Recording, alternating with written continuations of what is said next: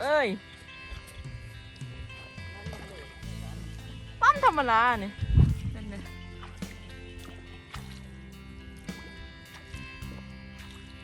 เห็ดใบหลายๆตา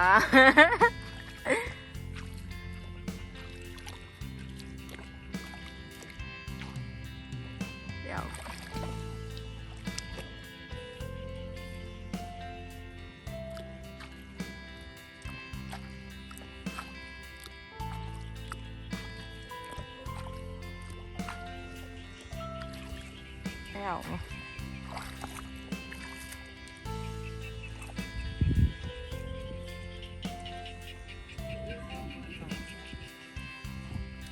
เลิบแล้วปะ นี่ช่องนู้นชีโวยนุ่ยเลยนั้นน่ะเหนื่อยนะตำส้มอยู่ ตักสมจะเบยกินเอง อันนี้ด้วยป่ะ กินจีมนะ ยามหน้าเจ้าฟ้าเขากินเอามันเป็น ฝากไปกูอุ่นแป้งขันขาหักเป็นกิโลนชื่อกินอุ่นยังเจี๊ยบกัน นุ่ย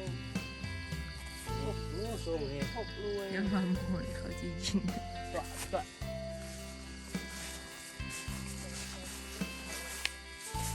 มากอ่านมันเป็นเด็ถ้าเป็นไรคือเต็งถ้าก็เป็นโรคแล้วเนาะ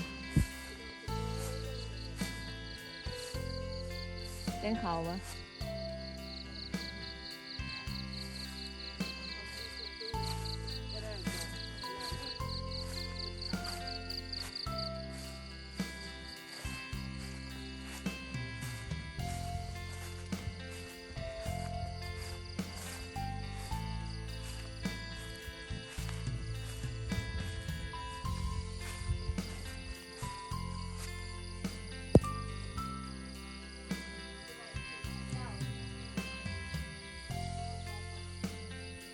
มาจังเกน